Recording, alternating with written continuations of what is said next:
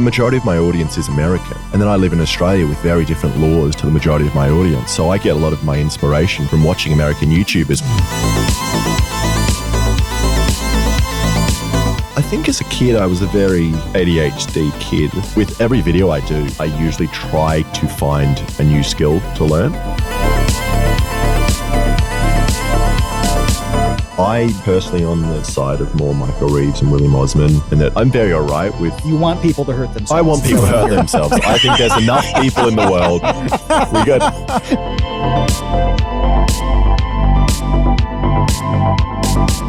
I think it's more of a YouTube culture, isn't it? Yahoo Serious. Again, my statement stands. See, he doesn't even know. He doesn't even know who Yahoo Serious is. He Amazing. sounds familiar.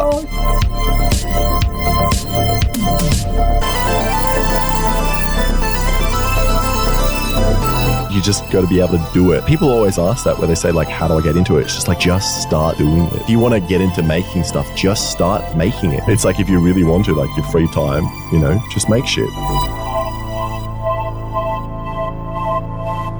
Hey, welcome to the Create Unknown, the home of Make Something Mean Something. I am Kevin Lieber. It is TCU night, Tuesday night. We are here every single week live on Discord. We are with a bunch of lurkers. We are with a bunch of patrons in our episode chat. And with me, as always, is Matthew Tabor. Yeah, and I'm glad to be with you in the Discord because we almost didn't have one for a little while. Why's that? We had, it is impossible to put this story into one sentence. And so we actually scheduled an episode in the beginning of March to talk about what happened because it was bizarre. It involved extortion, hacking, converting religions, and then friendship in the end. It was insane. It was like the 12 most insane hours I've ever had. And there's a lot to talk about there. So we will eventually, but Discord's fine. I'm glad everybody's in it. And we've got a big crowd. Yeah, I laugh because everything that you said sounds exaggerated, but it's actually not. It's shockingly I'm underselling it. True. Yeah, and that's why there will be a whole episode version on it. I mean, it should be its own Netflix series or something someday. But for now, we'll just dedicate a podcast episode to it in the future. Yeah. Well, we've got a podcast episode tonight. And last week we talked to Gabriel Brown, whose unique amalgamation of expertise ranged from singing to space travel to ballistics. We didn't think that we'd be able to top that, but now a challenger appears. On his I Did a Thing YouTube channel, Alex Apollonov has tried to jump rope fast enough to stop the rain. He's made a chainsaw-powered Beyblade and tested whether it was possible to bite your finger off like a carrot. He's chopped a tree using only a tree and made a spoon using only a spoon. And he's got neighborhood cats high to keep them from eating his pets. He's Jackass meets Mythbusters meets almost every Nobel Prize, and nearly 3 million YouTube subscribers follow along with the madness. But Alex started on a channel called Boy Boy, a collaboration with friend and comedian Alexa Vulovich that uploads comedic content of a different sort. He snuck into a conference of military arms dealers and tried to teach a casino what going viral really meant. And most famously, he traveled to North Korea to get a haircut, which resulted in unseating a widely believed myth about the extent of the state's control over its citizens.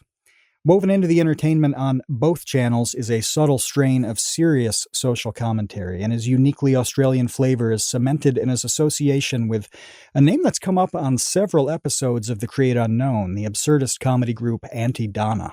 We usually have a really good sense of where a creator is headed and what direction their content is going in, but with Alex, we just don't. Every new upload could be anywhere on the spectrum between Carrot Top and James Bond. But everyone draws a line somewhere, like the recently departed Meatloaf testifying that he would do anything for love except that. So Alex, what is your that? What is the one thing that the person for whom anything is an option absolutely refuses to do? Oh, that's a good question. I feel like I really should have a better answer for this, but I honestly don't have that much of a filter. And some of the most dangerous ideas I've come up with, and illegal ideas at that, I've thought I'm going to do this and upload it onto YouTube. So I don't know if I have it that, really. have you had to kill an idea? I haven't had to kill an idea because it's too dangerous. I've had to kill an idea because it just wasn't possible in terms of budget or space. But yeah, some of the ideas I've done, I definitely should not have done and should not have uploaded them onto YouTube.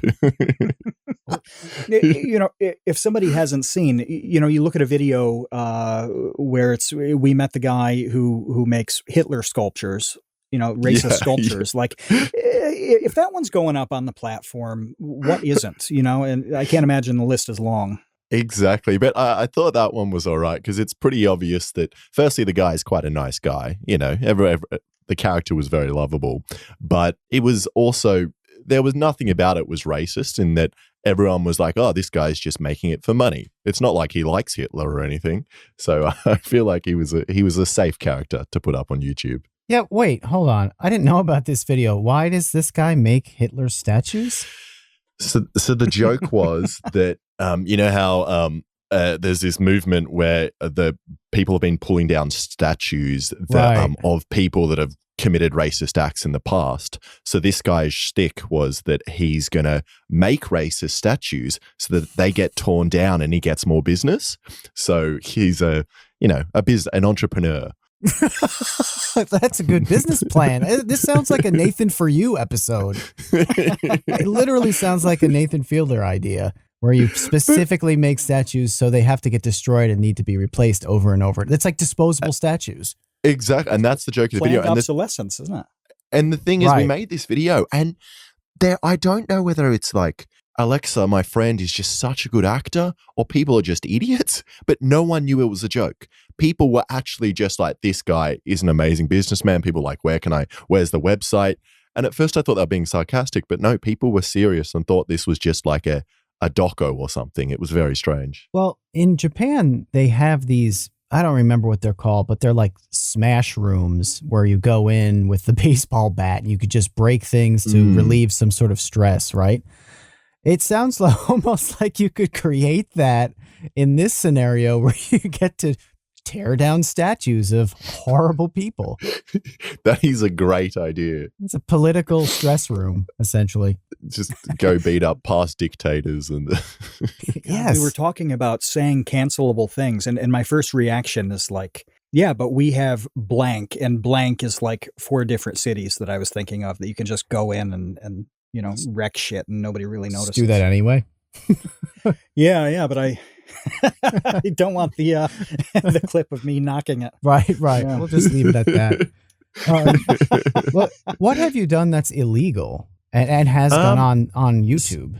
So the thing is, it's just the difference between it's a hard balance because the majority of my audience is American, and then I live in Australia with very different laws to the majority of my audience. So I get a lot of my inspiration from watching American YouTubers where making something like an air gun, just a simple air, compressed air tank, which has a valve that releases air very quickly, that's illegal in Australia.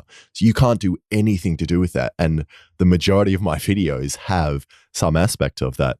But the one I was specifically relating to was the hammer that has blank rounds inside it, that when you hit it, it shoots the nails out. And in Australia, that would probably just be considered a gun, like manufacturing of firearms. I got like 15 emails from lawyers after that video just being like, this is probably considered a firearm. Like, wow. Did you destroy it or bury it? What'd you do with it? Yeah. So after that, I was like, I took it apart and put it into different bins around the neighborhood, put it in my bin one night, put some different screws in my neighbor's bin, walked down the road, put some in the skip, threw some in the river, I tried to dispose of it as properly as I could. You just put Why didn't you got to have an enemy, right? You have to, I've got a list of enemies that's like, it would fill a legal pad, And I think if I had this, wouldn't you just go set it in a garage? It's a hammer. Nobody would notice.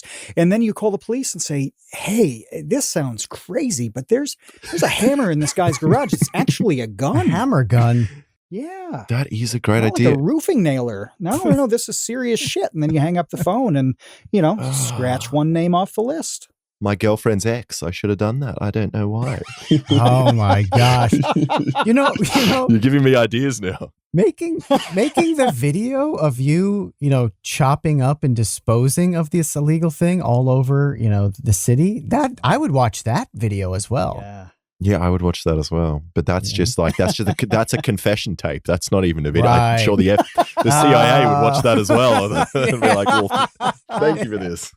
How I destroyed the evidence. Exactly. Today I did a thing. Yeah, so I definitely need to try and find that. After that video and the amount of emails I got, I was like, I need to take a break from doing illegal things. But then I immediately got excited and did I took one break. I did a fishing video, and then I made a video where I made a drone that can drop projectiles, and that was definitely illegal as well. So I'm not very good at this. Well, the lawyers, the ambulance chasers ran after you, but no actual authority said anything about any of that. Yeah, I don't know why, but maybe I'm just not crossing the line.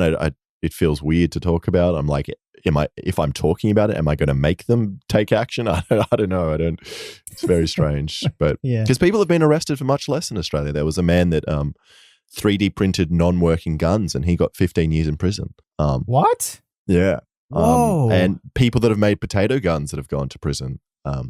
So I was going to joke about potato guns, but that's an actual thing you can go to prison for? Yeah, it's a crime. And yeah. I mean, the thing is you can obviously you can seriously hurt someone with them, but at the same time it's just a fun science projects that a lot of people do. Yeah, I mean, it's a potato. Exactly. What are they going to do? Ban all potatoes? Potato bullets. Where would you shoot somebody with a potato for maximum lethality? Yeah, why are you asking? Are you asking for trying to remove someone? We're mining you for information, yes. Would it be an eyeball thing, hoping that you mashed up some brain tissue? I'm just wondering, where if you're going to draw a line here, where's that line? Mm-hmm. I would probably say somewhere in the chest, right? The chest or the head. I feel like potatoes, they're pretty mushy, so your head would probably absorb it pretty well. But I don't know. I'm Googling this. How to kill a man with a potato. Wasn't there a kid who died playing lacrosse because he got hit in the heart with the lacrosse ball? Oh. Whoa. So hard and at the right. Which one's lacrosse? We don't have that here. Is that the one where it's like a weird stick where you throw it or something? It's a stick with a net at the end, and you kind of whip the ball really fast. Oh my God. Yeah, it's a Native American game, actually, originally, I really? believe. Mm-hmm. Yeah, it's I've always thought very it old game. looks awesome. I saw it on, I think, American Pie. It's like a jock sport. Is that actually true that it's a jock sport? Kind of like the game or the heartthrob guys play in uni or...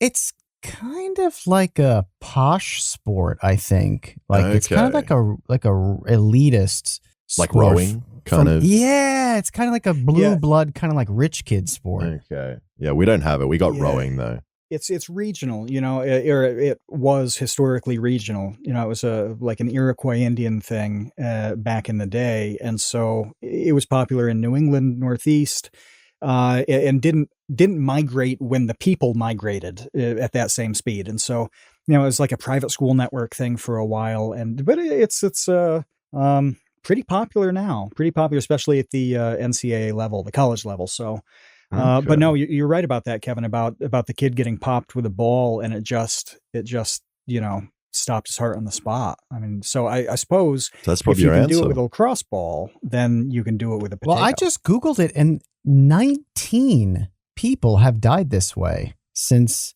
1980. From potato cannons or from lacrosse? No, from lacrosse, from lacrosse balls. From playing lacrosse and getting hit in the heart with a lacrosse ball. 19. This isn't like one person freak accident. Yeah, it's happened a bunch of times. Well, then how many have died from potato cannons? If they're probably traveling faster. I guess the difference is in lacrosse, you have a bunch of human targets all running around on the field. Potato gun, you have to be pretty dumb to shoot it at someone. No, I got excited that we'd have one of these stories because the headline here is a man was sentenced to 7 years in prison for grisly potato murder. And I thought, this is exactly what we needed right now. Man convicted of killing brother with potatoes. But he just like jammed him down his throat. And I mean, you could do that with anything, couldn't you? You can. Yeah, that's not the potato's fault. Potatoes don't kill people. People kill people. People. Exactly. It shouldn't have been a grisly death. It should have been a greasy death. Sorry. No, but if it was too greasy, it wouldn't have killed him, would it? It would have just slipped right down his throat or out of his throat. Delicious Exactly. potatoes. That's just feeding your brother. That's not. It's not murder. Like a baby bird.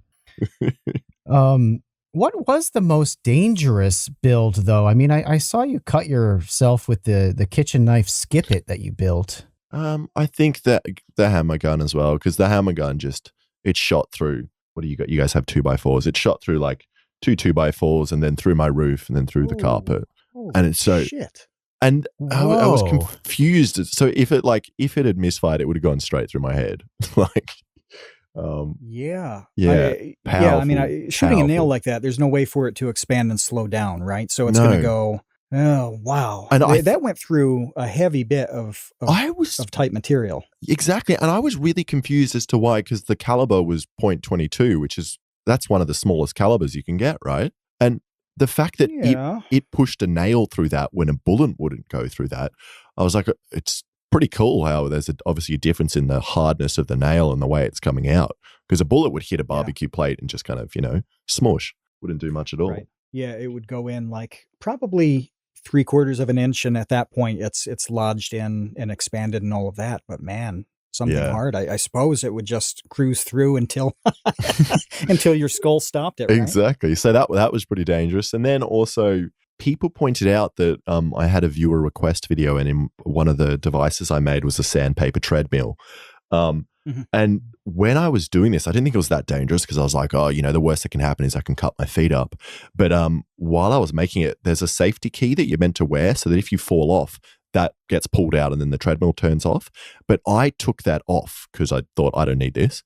And then people pointed out that if I had fallen, because I was wearing a leather apron, it would have got caught onto the sandpaper and then pulled me underneath, and there would be no key. So I would have just been stuck underneath the Sandpaper Treadmill, which would have been slowly grinding me down. It would just be the most horrific way to die. Like you couldn't do anything about it. It would be fucked. It'd be horrible. It's like a Saw movie. Exactly. And then imagine my fucking family that would find me and be like, where's Alex? Like, and then I'm just pile of mush under a treadmill. Yeah, that would be. Now that is a grisly death. That qualifies as a grisly death, not this potato down the throat. No. I think Sandpaper Treadmill, slow skinning and crushing and grinding of all your soft and hard parts is grisly. It would be. You would have time to think about all the mistakes you've made in life. It would be so slow and horrible. We want to help you make something and mean something. And we say that phrase all the time because when you're making something and you know it means something, even if it's just to you, that's when you feel pretty good about what you're creating. The support for the Create Unknown in recent weeks has been incredible. Animators, artists, musicians, YouTubers, aspiring filmmakers, comedians, it is crazy how talented everybody in this community is. Consider joining the Create Unknown Patreon. Every dollar that comes through goes straight into the podcast and its community. That means more highlights videos. It means a big Minecraft project that's on the way. And eventually we'd like to manufacture custom piss bottles so you never have to leave your battle station. And being a patron unlocks participation in all of our live recordings. You've seen the roster of guests we've had. Having access to their minds is a unique opportunity. You can go to patreon.com/thecreateunknown or click the link that's in the description. Every little bit helps, and your support means absolutely everything to us. Patreon.com/thecreateunknown, links in the description. We appreciate you, Space Cowboys. Can we go back to the nail for a second? Because I'm wondering if is that just a surface area issue? Because it reminded me immediately of in MMA. Okay, if an opponent punches the other opponent, most of the time it won't cause a cut. It can, but it won't. Like a fist with the glove It can cut, but it has to hit right. But if you elbow somebody in the face, it will slice open this, like, it'll just slice open your head. It'll slice open your eyebrow. It'll slice open your face. That's how, like, the most disgusting, like, bleeding, gushing blood injuries that occur in MMA are from elbows, because it's just a little tiny point, right? Yeah. Just a little tiny point with a ton of pressure. And bone behind it as well. It's quite hard, isn't it? Just shreds right through you. So I'm thinking that must be the same, like, physics at play with that nail, right? Probably, yeah. The fact that it's so tiny, but also I think they harden it as well, so it's been heat treated. So I don't think they do that to bullets, because these are I use nails that were specifically made to punch through steel. So I think they harden the tips of them in some way. But yeah, that was insane. It was cool. But for me, that was like, because you guys in America, you get to play with guns all the time. You know, you can just do it. And this was like, I remember people were quite surprised at just my reaction of just, I hit the blank round. And that was the first time I've heard like a bullet go off. And I was just like, this is cool. Like, this is fun. I'm like, I wish I was in America. The pop is neat. Yeah. The pop really is neat. And, you know, I'm surprised that things like cap guns aren't more popular, because it's just a cool sound. You know, you have this this physical mechanical thing that just results in a pop. You can't really do anything else to get that sound. You can't hit something with a hammer, for example, and get exactly that same sort of pop. You really have to have a chemical reaction of some kind. And the smell as well. Smell is neat. And I think last week Gabriel Brown was talking about that. He went into this ballistics rant that was amazing. It was incredible. Yeah, and he was talking about making powder and you know, the smell of that and the powder burning. And there are a couple things that 50 years from now, probably very few people will know the sound of and the smell of. And I think that's one of them. I wonder. In Australia, certainly, but surely in America, where you guys, you know, you cling to that right so hard, I can't imagine it being taken away. Yeah, it goes state to state, though, and even region to region within a state. You know, I mentioned New York before we were recording, and, you know, New York is like 3 different places all in one border. So it does go place to place. But that's an interesting concept. I mean, yeah, it's very interesting.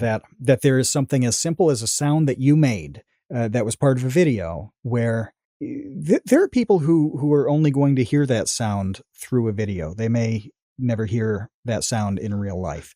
That's a weird concept. It is a weird concept. But on the same, when that sound is the sound of a bullet going off, that's probably a good sound not to hear for some people. Because for some people, you know, you're probably in the wrong country, and that sound is a war happening. So it's like, yeah. Right. It's definitely a context thing, isn't it? Exactly. Can you get cap guns in Australia, or are those illegal too?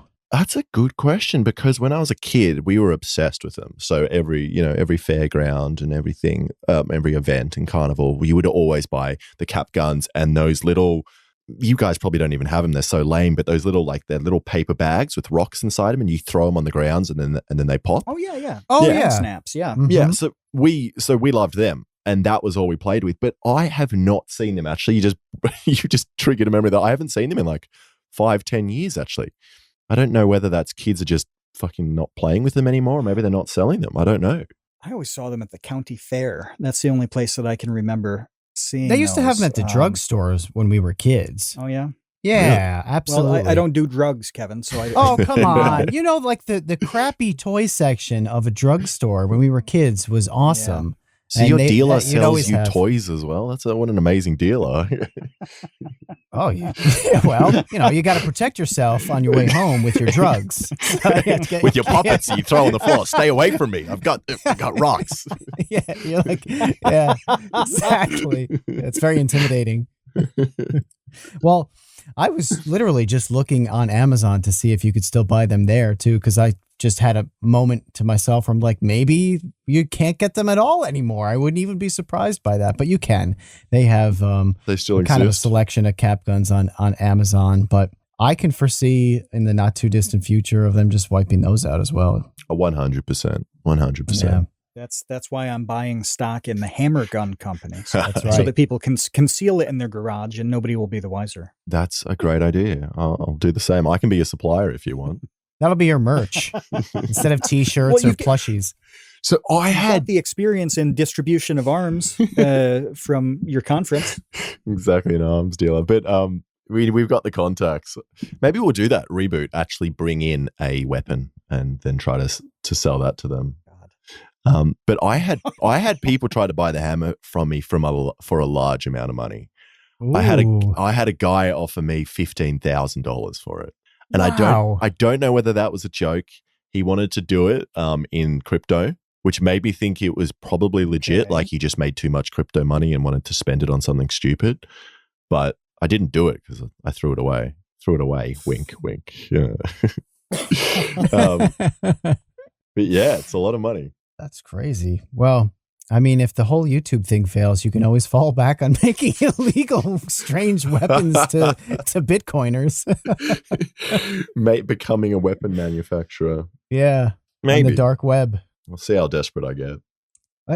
How did you get into doing these builds to begin with? Because I was watching your Cold Ones episode, and you mentioned that you didn't really have any formal training as, a metal worker or an engineer at all. Like you just literally figure this stuff out. What was your inspiration? Why did you start doing this? I think as a kid, I was a very ADHD kid. I think I still probably have ADHD now, as apparent in my videos. But I was very hyperactive, and I think the only thing that really entertained me at school was science, but specifically chemistry. So I would steal chemicals from the school lab, like potassium nitrate, and then make smoke bombs, make explosives with them, and do stuff like that. And then and I would always just take stuff apart as a kid. Like I would just take apart TVs and try to make. I could never make anything with it. I'd mostly just destroy all my family's shit.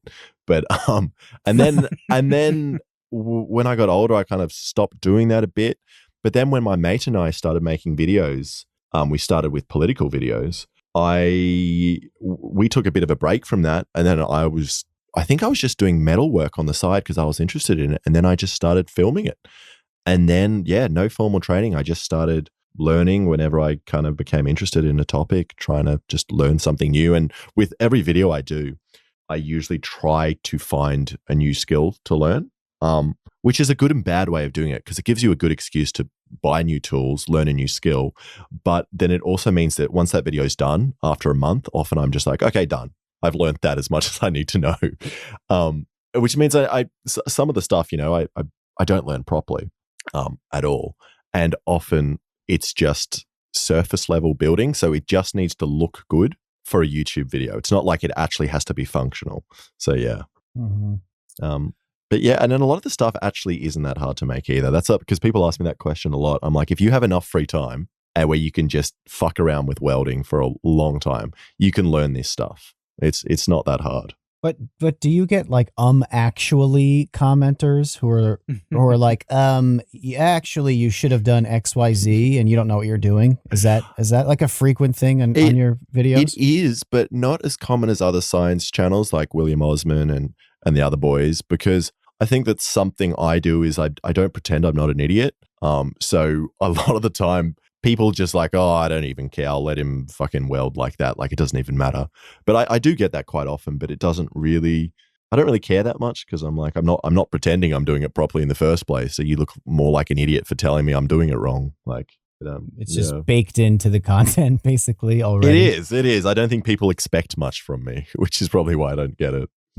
We've had this, we've had people come down on two sides of the same issue, and that issue is kind of general safety and what responsibility somebody who makes really popular videos has to.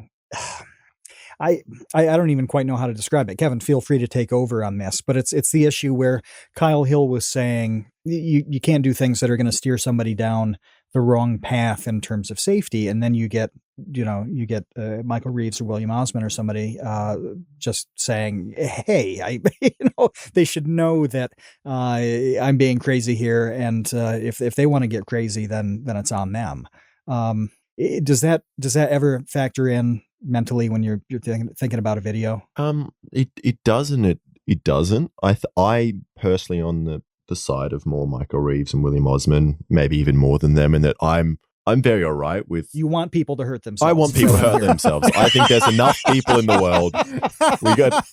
My audience is mainly American men. With time, they start killing them off. Exactly. Yes, I did a culling. It's all about culling the herd.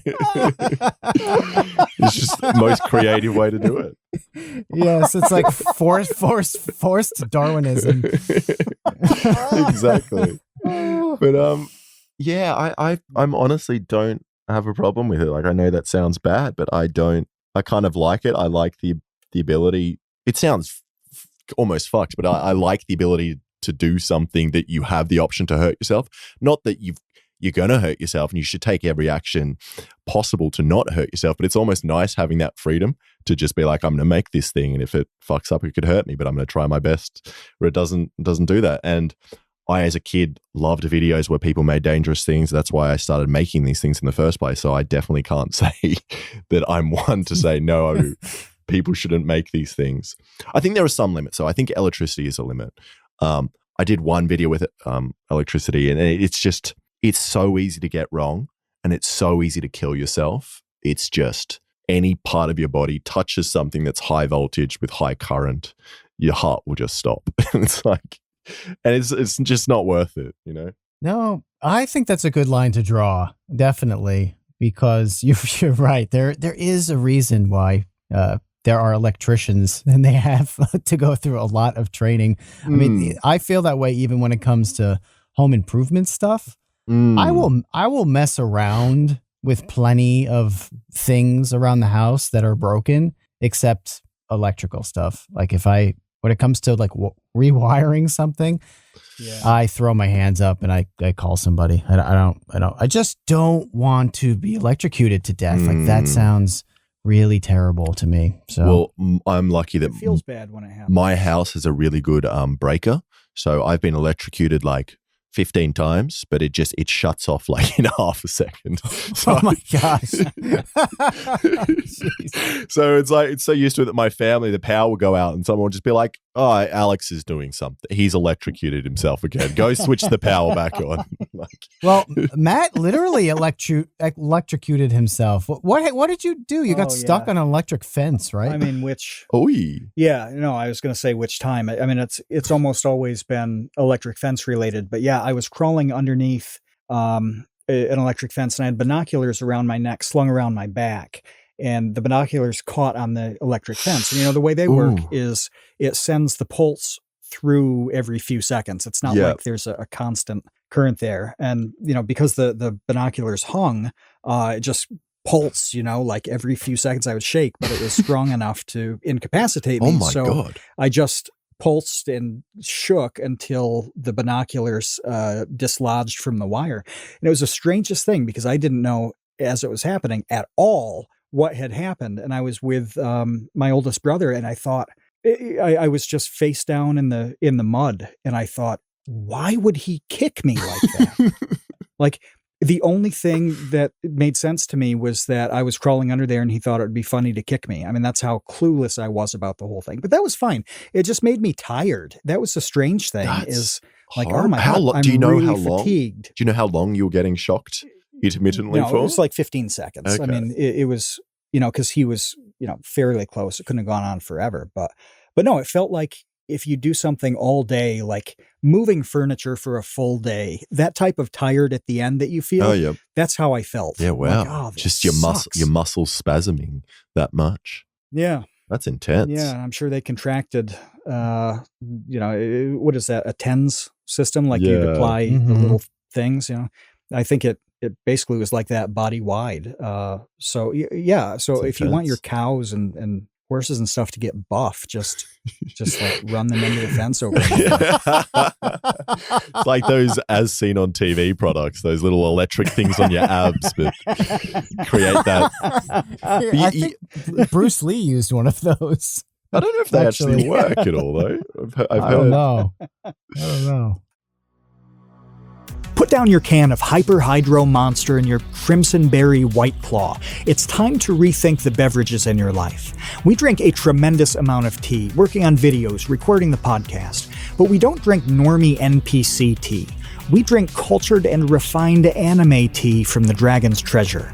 They've got a gunpowder green tea called Space Cowboy. If you've listened to this podcast before, you know why Kevin likes it. And I used to chew gunpowder green tea leaves when I played baseball in the 90s. I love the stuff. Dragonwell Z, Samurai Chai Plu, black teas, herbals. The Dragon's Treasure describes itself as a haven for anime and tea lovers for a reason. They've even got a tea called Uwu. It's got apple bits and cocoa nibs. It's crazy. I bought the 60 tea sampler pack as soon as I could. I wanted to try everything. It's that good.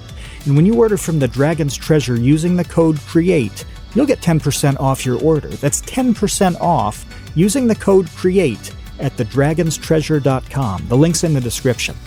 Look, find me another place that sells Russian caravan tea with a name like, "And then everything changed when the Fire Nation attacked."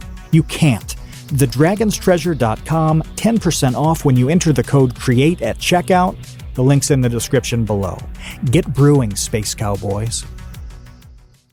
But I did really want to ask about that because about 15 years ago, a book came out called The Dangerous Book for Boys. And this came out in the UK, and it was really popular. It was kind of like Art of Manliness, that website for 10 and 12-year-old boys. And it got adapted. I think they made a US version that was slightly tailored. I know they made an Australian version that substituted Australian specific things in the book, culturally and all of that. But since then, there's really been this divide where there are people who look at a channel like yours and think this is amazing. It's perfectly sensible. It's creative. It's awesome. And then other people clutching their pearls. And it's just a thing that is perpetually there in my mind with all sorts of media. It is interesting seeing them comment on it. I think I find it the most interesting seeing because there's that side of YouTube which is the experts of what I'm doing, the expert metal fabricators and welders and machinists, and it's quite funny because they're so anal on safety, and they have to be because they have machines that will just rip them apart if they do anything wrong, and they often come to my channel to almost, I see them having a laugh and laughing at the way I do things, which is quite funny, and I'm trying to imagine that, wonder where people like that sit about my channel, whether they think it's good or bad. Well, I could see it being really fun for them to see almost like a court jester version of what they're doing. Seems very entertaining. I could see that totally. Yeah, let's say that's what I try to be. But the way that you make your videos, I find to be unique because it is very being John Malkovich, like inside your head. I don't know if you're familiar with that movie. Yeah, it's a good movie. I like that movie.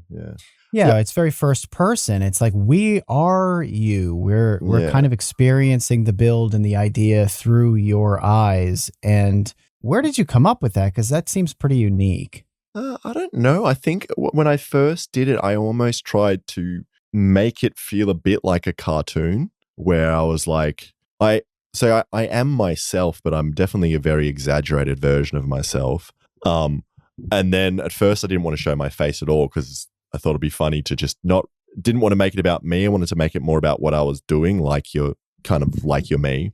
But yeah, just kind of I guess the videos evolved just as I was making them. And then I think my only goal at first was just to make them funny and make things and not show my face. And then it kind of just evolved from there. Peep Show. That's the other show I was thinking. Yeah. Have you ever seen Peep Show? Yeah, I love that show. It's a British comedy. I hope it's my like stuff's very first person. not as awkward as Peep Show, but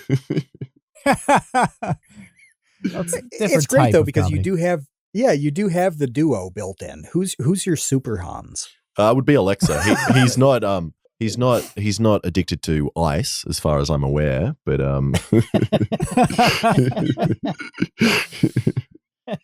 if anybody hasn't watched Peep Show, highly recommend it. I don't know where that is streaming. It's probably on the BritBox or whatever. It's on one of them because I tried to load it up, which this is really interesting, by the way. I loved that show back in the day. I only watched one episode. This is a few months when I loaded it up because it was really hard to watch on a modern TV. It was jarring. It made me, I don't want to say sick watching it, but it was hard to watch because of all the movement, and that movement was great when the resolution was 72p. But on a 4K TV, I'm like, I will pass on this. I've heard people say that as well, that they get motion sickness from it. I tried showing it to my mum years ago, and she just couldn't stand the format. She was like, it just makes me feel uncomfortable, makes me feel sick. And that's probably what they're trying to do, though, without, they want you to feel gross. That's why they're doing that angle. Isn't there a US remake that's coming out or supposed to come out? Of Peep Show? I heard about that. Yeah. It looks horrible. Oh, no. That's a bad idea. Really bad. Is there an American version? Why do you guys always do that? You always do it. Gender swapped US Peep Show is in the works. That's from 2019. So let's see what time. May in 2019. So I have to guess that that COVID upended those plans. But yeah, it looks like it'll be 2 women instead of 2 men. That's right. That could work. Be interesting. Probably We'll not. see. We'll see. Based on the past history of American remakes, I don't know if any of The Office was the only one I think is. It's the only one that ever worked. Is The works. Office. How about Steptoe and Son becoming Sanford and Son? Oh my! Hey, What? How about that? How about that reference? Yeah, wow. My Yeah. jeez, no one listening to this podcast knows either of those shows. We have one 71-year-old British listener. I have no idea what you're talking about. No. Red Fox, man. Oh yeah. Elizabeth. Yeah. It's the big one. No one knows Charles that. Kahn, who's always in our chat. Charles Kahn, I know that he watched a lot of Sanford and Son because he made a reference a couple weeks ago to give you 5 across your lip. That sounds slapping familiar. Catchphrase there. I've probably heard the quotes, not the show. I see Charles typing. Yeah. Charles Kahn is typing. So that's our one person who gives. He says he's been watching on Amazon Prime. Well, that's cool There you go. that those 50-year-old shows are getting a new life. Mm-hmm.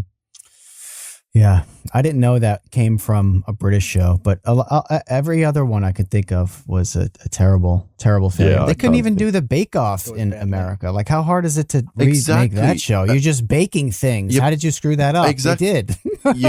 you get funny people, you get them to cook, and then it's That's it. I know. There's nothing to it. Well, we do the same in Australia. We managed because the Brits have a really great show. Have you seen 8 out of 10 Cats does Countdown? And no. Yeah. So I have BritBox, so yeah. So it's like Countdown is a letters and numbers show, where it's like a basic quiz show, and then the British one was they just bring comedians on and they just do gags and skits and it's funny. And then the Australians tried to do it. We've got one that's meant to be funny, but it's just not funny. And it's like you can't really work out why, but it's just I don't know. I think British comedians are some of the funniest people out there, and maybe it's that.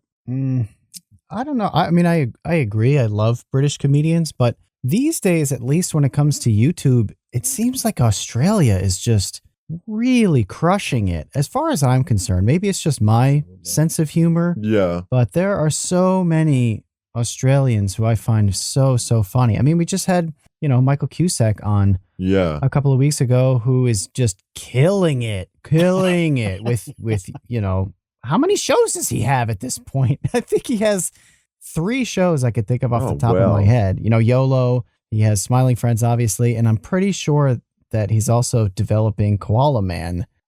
Is he again in America, though, or is he still living in Australia? I don't know the answer to that. Do you, Kevin? He's been in, I've seen him, I know he's in LA right now, but they were working remotely, Zach and Michael, for most of Smiling Friends, and I'm pretty sure it was between, because I remember Zach telling me, I think at one point that by the time he was waking up, he was on gamer time and he'd wake up at 4 in the afternoon. It was okay, because then Michael was just kind of starting his day. He was just waking up in the morning. So good way to work. Maybe they go back and forth, but Yeah, Auntie Donna, which I love. Their Netflix show is so freaking weird and creative and stupid. And I mean, just like Morning Brown pops into my head all the time. Whenever I see coffee now, I just can't help but think of Morning Brown. We need to get them on TCU at some point. They are hilarious. They are so. When did this happen? Because I don't remember at all any Australian comedians growing up. I don't know. It is weird. I think it's more of a YouTube culture, isn't it? Yahoo Serious. Again, my statement stands. See, he doesn't even know. He doesn't even know who Yahoo Serious is. He Amazing. sounds familiar. Oh, is he like a Carrot Top character kind of guy? He's like, was he? Yes. Orange? He's pretty goofy, big hair. Yeah. Yes. Yes. Yeah. Okay. He is in the Carrot Top ballpark. What, just because he has orange hair? I've heard of him. He's one of those people that it happens a lot in Australia where someone is slightly funny here, and then they're not funny enough to make it in Australia, but then we export them, and then for some reason America picks them up and they become super famous and they get their own TV show. Like, what's that guy's name? Forgot his name, but he's a TV host, had his own show in America. I think it was a late night show, Australian comedian. Jimmy. Yeah, it sounds. I don't remember. Not Jimmy Carr, was it? Or he's British. He's British. I know exactly who you're talking about. What's his name? Episode chat. Help us out. Jim Jeffries. Jim Jeffries. Yeah, like because he didn't exist in Australia. Like no one had really heard of him, and then suddenly the only time we were hearing about him was because he was famous in America. So I think some people do that. They use their Australian brand really well. Mm-hmm. Well, I put all my chips on Chris Lilly back in the day, and that has worked out a little poorly. Chris Lilly, he did Summer Heights High and Lunatics. Then the spinoff Jonah from Tonga was pretty good. That was from Angry Boys. I think. He got cancelled recently for that all was that. really good.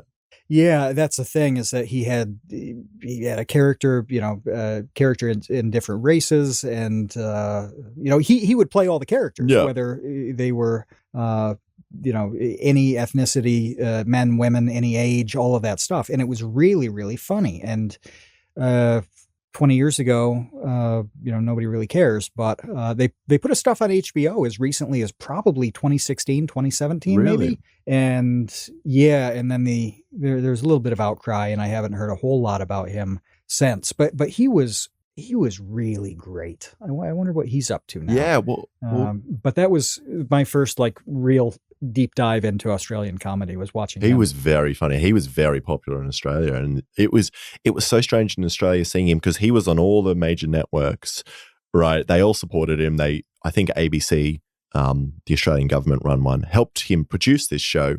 And then, 10 years later, they were the ones cancelling him. It's like, well, you guys made the show with him. What are you talking about? Like, you're equally responsible for this. If you don't think it's good, why did you do it? It's so weird to just backflip of it, like whether or not it is. It's like you produced that show. I don't know. Whoops. Yeah. I think. But go ahead. I was going to say that I think Australian YouTube is funnier than Australian media, at least for me, because I think our media here at least is really, really tame. Really tame in terms of I think it sounds bad, but what I find funniest is quite dark humor. And it's just not really allowed on TV that much here. So the only place you really get it is British TV. But then on YouTube, you can do whatever you want. Yeah. Do you like that show with the two of the guys from the League of Gentlemen, Number 9? Is that what it's called? Matt, do you know what I'm talking about? No. Oh man. I thought Charles Kahn really liked that show. If you haven't seen this, I think you would really like. I think it's called Inside Number 9, maybe. Is it like old school British? Yes, Inside Number 9. You would like this show. It's very dark. It's very creative. It's from two of the three guys that were in the League of Gentlemen. I've seen them before. It's Reese Shearsmith and Steve Pemberton, and it's an anthology series. So each episode is completely different. They don't connect, at all. The only thing that connects them is that there's each episode occurs in some place called number 9, whether it's like, an apartment building or I've heard of that. like a hospital, or it's always like the address is always number 9, but it's always like completely different. It could be like Salem witch trial one episode, and then some modern rich guy the next episode. Anyway, you would really like that. But is that where you get most of your comedic influences from? British humor? Probably British humor. I mean, I like surrealist stuff as well, like Auntie Donna, but I think British comedy is usually it. Yeah, definitely. It's hard to pinpoint exactly where it comes from, because obviously, like when I was growing up, I've just watched so many different things that, I don't know, but mainly British. Because it's very quick what you do in your videos. It's like there's no wasted shots. It almost seems like each shot either is progressing the build, or it's telling a joke, or it's both. So how much effort, because it seems like I know how much effort it takes to make videos that have that many shots and have that much going on. And it looks like your cadence is once a month. So I imagine you're spending most of the time on that one video. Yeah, it is the entire month. I usually get like, I'm kind of in my refractory period now where I've like just finished a video, and I'm not doing as much work, but it's usually nonstop for a month, like, mainly more like 3 weeks. So I'll do like 8 hours a day for 3 weeks. And then that's usually up until the video is done. And then when the video is released, I'll take like a week off of like half working. I usually actually in that first week, that's how I come up with the ideas and actually know that my build's going to be successful. So usually what I do is I'll make the thing as like a prototype and not really film it yet, and then kind of fiddle around while writing some of the jokes and stuff like that. And then I'll write a big script for all of it with as many jokes as I can and kind of write a storyline. And then just film all the segments I've thought of, fill everything in. But yeah, it's a lot of work, but I really enjoy it, which is nice. Like, especially coming up with skits and making the actual thing is, so much fun. Like I can do that all day. It sounds like you do. I mean, that's something that we talk about so much just on this podcast in general, when it comes to like the most basic advice, almost when people are wondering, how to get into making music or how to get into making YouTube videos. It's like, okay, step 1 is you really need to be able to, on some level, enjoy spending 10 hours a day or whatever it is doing the thing that you're going to be doing, or else you won't. Exactly. You just got to be able to do it. And people always ask that, where they say like, how do I get into it? It's just like, just start doing it. Like start. If you want to get into making stuff, just start making it. And just, it's like, if you really want to, like your free time, just make shit, and then you get better. And yeah. It's almost like if you had, I don't want to be too much of a downer on it, but it does seem at some level, it's like, downer then? Well, it's like if you have to ask that question, that might be a problem. Exactly. I think that's valid. No, I think that's absolutely valid. That if you're thinking in terms of like, what do I have to set up? What kind of process? What equipment do I need to do a thing? Then your mindset is probably not in an optimal place for actually doing that thing. It's like that with exercise and diet and stuff like that, where people really get into the planning aspect, and I'm like, damn, go out and, jog or like, do some physical labor or just whatever it is, instead of worrying about doing this perfect thing. Like, and you can tell, Kevin, I think you're totally right about this, that you can get a sense that somebody has the drive to just go and do it when they're not asking those questions. They're just doing a thing. Yeah. And that is completely it. And I almost wonder if part of it is when people prefer to, plan it out and get the best equipment before they actually start doing something. It's almost like a form of procrastination in a way, where you're like, no, I got to do, instead of just, getting into it. And it's definitely the best way to do it.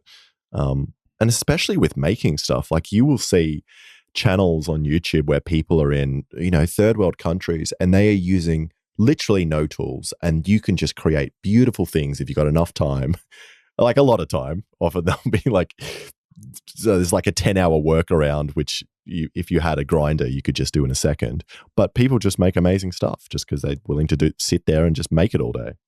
It's it's at the point, like, there are a lot of things that I don't care for about TikTok. There are a lot of things that I think are amazing about TikTok. One of them is that if you have a phone, you have everything that you need to make TikToks. Yeah. You know, a phone and an internet connection. Okay. Those two things. And you can make TikToks. And now, you know, YouTube Shorts as well. But it seems to me that there was, you know, like a great boom and democratization of creators with YouTube. And that was like one level. And I really believe that there's a new level, like an even lower, a much lower barrier to entry with TikTok, because they're so short. Most of the time, you're just reusing somebody else's video or song anyway. And you're just, you know, lip syncing to it or showing your reaction to it. You barely have to do anything at all. I mean, when I started on YouTube, I actually did need a lot of kind of expensive equipment to make YouTube videos. With the cameras, I needed a computer. And cameras and computer and all that. But now you're completely right. The camcorder that had like a, you know, like some sort of digital out that I could connect the computer to. I mean, you know, this was 1,000 years ago. So that was a thing back in the day. That was a thing. And a good enough computer to run some kind of video editing software, blah, blah, blah, blah, blah. Yeah. Like it's boring to talk about, but there was a barrier to entry, but compared to at that time getting a TV show, I mean, that was like the option before YouTube, and like that barrier to entry is insane. Getting on television, and that one's controlled by, you know, a select group of producers and executives. So that would just be so impossible back then. But that's the beautiful thing about YouTube. I was going to say with the TikTok barrier of entry, I love it that TikTok has this algorithm that is willing to show, like, you log onto TikTok and I'll see some fucking guy's video in, I don't even know where, in the middle of some random country with 2 likes. And that means I am like one of 5 people to see this. That does not happen on YouTube. You do not get recommended videos with 10 views, with 20 views, but TikTok's willing. I like it that the algorithm is willing to, like, that can be your first video, but they'll still show your stuff to people. And then if it gets the likes, it will just show it to more people. Which I think, is a good and bad. Yeah. I mean, it's also part of their completely evil reward system program where, like, the big conspiracy is that within the first 10 TikToks that you make or something, TikTok will artificially make one of them go semi-viral so that you get, you know, that serotonin rush, whatever, to keep making more and stay on the platform. So yeah, part of it is like, wow, TikTok is amazing at showing it things. And then the other part is like, wow, TikTok is so evil that they make like literally everybody think that they're going to be the next, you know, viral superstar. But the point remains, you know, it is completely amazing how easy it is to be able to create things compared to the way it was before. I mean, when I was going through your channel earlier today, and I just have to say, I absolutely truly believe you have some of the best titles on the entire platform. Really, thank you. Some of the best titles on youtube.com. Things, you know, that Matt already mentioned in the intro, but can you bite off your finger like a carrot? Can I jump rope fast enough to stop can I jump rope fast enough to stop the rain? Can I make a spoon using only a spoon? Like, these are the dumbest questions. It's so dumb. That are also so genius that no other platform ever would have allowed for but YouTube. So, like, I'm just thankful that YouTube exists so that you in Australia can figure out, you know, how to make a spoon out of a spoon. That would never have happened before. Not a it's chance. Impossible. Imagine pitching that. Impossible. Imagine pitching that to a TV producer. So I'm going to get a spoon, and never. I don't think it would have happened. But that's why it's funny explaining like these videos and my ideas to like an older generation, like where you just like, oh, so my grandma's like, oh, so what do you do? And I'm like, oh, make YouTube videos. And she's like, well, what's a video? And then I'm like, start explaining the spoon with the spoon, and then I can just see her face go deadpan. this kind of like woman that migrated out of China and escaped a war, and I'm just like explaining this dumb video, and I'm like, yeah, I rescue frogs, and then she likes that because there's animals, and she's like, well, at least you're doing something good. Yeah, I know. How weird is that to try to explain to people who went through like serious hardship? Yeah. That you are just a professional moron, and exactly, it's so successful. You're a worldwide sensation. Yeah, it's so strange. It's kind of like what you said before. It's like my job is being a jester. It's like a worldwide idiot of making things. But you're like, oh, I'm fine with that. I'm happy with that. It's so hard, though. It's so hard. So few people can pull that off. Like. I remember talking to, it must have been Carson about this. That was a long time ago. About really anybody can be dumb, anybody can be an idiot. And most everybody has sustained moments of being that dumb. I do. But there's this level that's so difficult to attain where you just transcend it all and get this thing that is like 1 in a million people can pull off. It's perfect stupidity. I think it's being willing to hurt yourself. That's the level. It's like jackass level of stupidity. Yeah, it's more than that though, because you have to come up with these ideas to put yourself in those situations. Like for the most part, like I personally was never a huge fan of Jackass because I wasn't really excited by the ideas. It was like, let's, make somebody into a human wrecking ball and smash them against a wall. Like I could see that being very funny to other people. To me, it's just boring. Like, I don't know. I don't find it funny. I just think it's stupid. Yeah. I don't find it interesting, stupid. That's just their me. attitudes made it funny for a lot of people though. Yeah, that's cool. Like, it's cool. Like, like if you like that stuff, like that's great. And it's more power to you. But to me, it just wasn't interesting to me because it didn't kind of stimulate me creatively. Yeah. I just felt like it was like, okay, you guys are hurting yourselves by, stapling your testicles. Yeah, like okay. stuff like that. It's too, like, you have to be right. sadistic to want to watch that and then laugh at it. It's like, no. Yeah, you are right. You need a bit of creativity in there, a bit more happening as a reason as to why you're hurting yourself. Like, as opposed to, can you bite your finger off like a carrot? Like a carrot part is doing a lot of work there in that sentence. It adds like a level, like a comparison there in your mind, and all of a sudden you have like imagery popping in your brain, and your neurons are firing. There's another. I'm just saying, there's another level to what you do. Thank you. Beyond, I'm gonna staple my balls together. Well, I would like to think it's a bit more complicated than that. So thank you.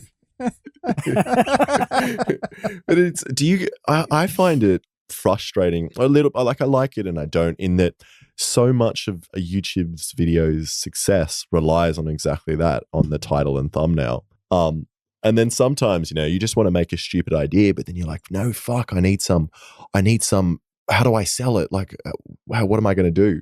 And it is a bit frustrating that sometimes ideas get like stopped, things you want to do, because you can't think of like a super clicky title like that. But I guess that's what you need to do if you want to be successful on YouTube. Yep. At what stage do you come up with how to sell the thing? Is that like before you've planned it and filmed it and all that, or is it during it? So with the whatever? good videos, that's the first thing I think of. So my next video that I'm planning on doing, which I thought was a catchy idea, is making a shark-proof wetsuit. So the title would be called something like, "Can my homemade shark-proof wetsuit stop a shark attack?" or something like that. So you get an idea of, this man is DIY wetsuit. I will get to see a shark bite through it. So that's, usually the first thing I kind of think of or try to think of. And then others, I'm just like, no, I want to drop projectiles from a drone. And then I finish the whole video, and then it's literally last minute being like, what's the title? Like, but yeah, mostly I think of that first. Yeah, it goes back and forth a lot with us on Vsauce 2 as well. And there have been videos that I've changed the titles of literally years later, or the thumbnails of years later. Derek Veritasia made an entire video. That's a about great this, video. about the power of that. And it's so true. It's like in some in some regard, it's not that the video doesn't matter, but in some regard, it kind of doesn't. Like, it kind of doesn't. But what does absolutely matter is that title and thumbnail. You know, if they don't click on it, like, who cares what happens? It's like the tree falling in the forest and no one's around to hear it. Doesn't make a sound. The truth is that there's a lot of really good, compelling content. There's a lot of great. So it's like how there's a shocking amount of really good music, but only a handful of artists and songs hit the Billboard chart. You know, it's not like, what do they do? 100 or 200? Is that how deep the Billboard chart goes? It's not like there are only like 250 great songs in the world, or 1,000 and 750 didn't make the cut or whatever. No, there are 5 million great songs right now. And for whatever reason, all those others are not in people's ears. And it doesn't mean that it's a function of the song being bad. And I wish people starting out on YouTube or developing a channel realize this. It should give them confidence. It's a little counterintuitive that, I can make something great and it's not going to get picked up. Well, yeah, but also it means that you're probably making some really good stuff. The fact that it hasn't blown up or it's not trending or whatever doesn't mean that the quality isn't there. So if you're going to make something really good, if you said that to somebody, if you said, you can make an 8-minute video and it's going to be a really good video, wouldn't you want to make it? Yeah, you would, even if 10 people saw it, because you'd be proud of making a really good video. And it's nice as well when you make a good video and there's a bit more to the video where you almost want people to take something from the video. That definitely makes, so when I first started on YouTube, the first thing I made was like, we wanted to make it not because we thought we're going to get views or anything. We just thought this is a problem that exists in the world and we want people to know about it. So if it's just for friends on Facebook and their parents, great. Hopefully we'll convince some of them. But then it ended up, reaching more people, which was great. So it's like, I think that's my favorite form of video. But you are right in that, people, if you have this great idea and, don't have a good title and thumbnail, no one's going to see it. It's almost a waste of time, but not really. No, because I think, Matt, what you touched on is totally true, because there is not an indictment on the content. And the cool thing that can happen and does happen is, as long as you keep making things, eventually there will be like a compounding interest effect. And by the time somebody does, eventually find your thing, well, now you have a whole catalog of great stuff for them to watch. Like whether it's or listen to, if it's a band and you're like, wow, I really like this band. Oh, wow, they have like 5 albums I didn't know about. Now I get to listen to 5 albums of music that I absolutely love. This is great. I felt that way with your channel. Like I haven't been around I Did a Thing for 3 years. I'm a recent a recent addition to your world, and now I have a whole catalog of ridiculous videos that are super entertaining for me to watch. And I feel that way about a lot of different art, is that,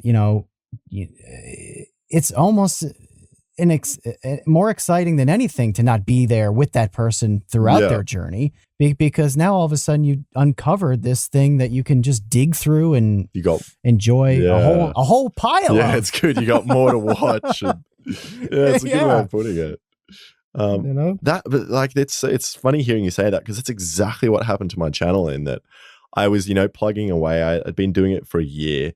And like the people that did watch the video, I was getting a couple of thousands views. People were like, oh, this is very funny, you should keep going. So I was like, and then it got to a year.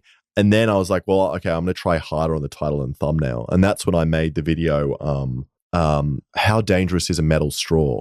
And that was testing, because there was a woman in California that fell on a metal straw, the phase of everyone not using paper straws anymore. And it went through her head. So I just kind of built a rig to test how actually dangerous it was. And the thumbnail was just a picture of, an x-ray of a straw going into someone's head. And that was the video that it must have just been more clicky. And then everyone clicked to that. Then they watched my other videos. The thumbnail is amazing on that. The thumbnail is like a work of art. That was the video. And then it was just that, like you just plug away at making stuff until eventually something picks up, people like it. And then and then you get a bunch of subscribers. And you're building sandpaper treadmills and hoping that you don't brutally die on them. You don't turn to nothing.